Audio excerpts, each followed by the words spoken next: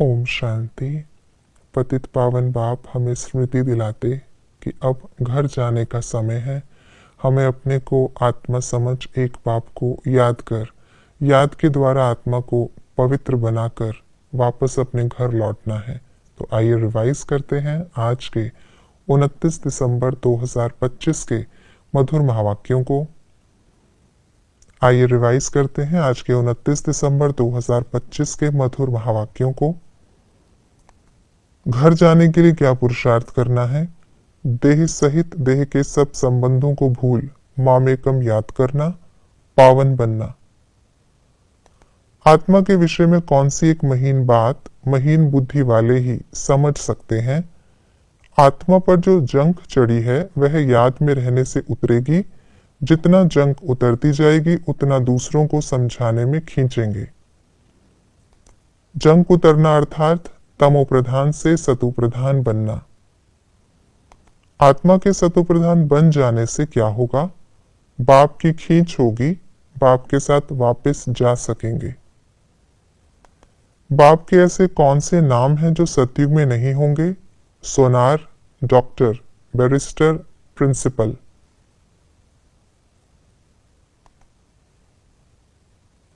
ब्राह्मण कौन बनेंगे?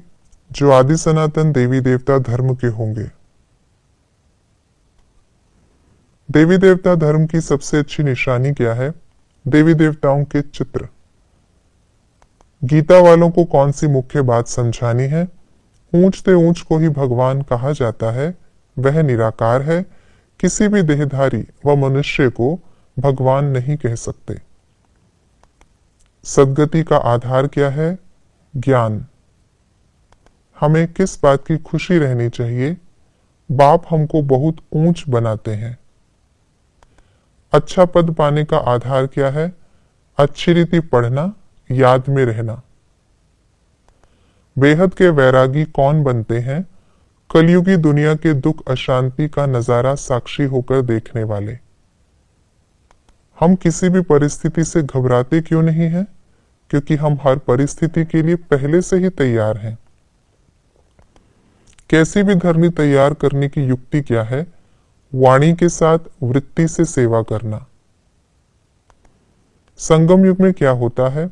हम पुरुषोत्तम बनते, राम राज्य की स्थापना होती, रावण राज्य का विनाश होता, हमारी राजधानी स्थापन होती, हम बाप के साथ कर्तव्य करते, हम साक्षी होकर हर प्रकार का खेल देखते।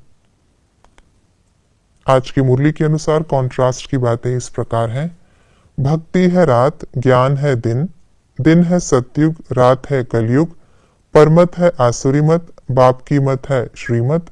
दुनिया के लिए हाहाकार है, हमारे लिए जय जयकार है। पतित दुनिया पिछाड़ी का भाग है, पावन दुनिया पहला भाग है। सतयुग में हर चीज सतो प्रधान है, कलयुग में हर चीज तमो प्रधान है। हम ब्राह्मण बहुत थोड़े हैं, दुनिया में किस्म किस्म की अथाह जातियां हैं। अभी हम समझदार बनते हैं, कलयुग में बहुत तमो प्रधान बेसमझ बन पड़ते हैं। पावन दुनिया में पतित का क्वेश्चन नहीं, पतित दुनिया में पावन का क्वेश्चन नहीं।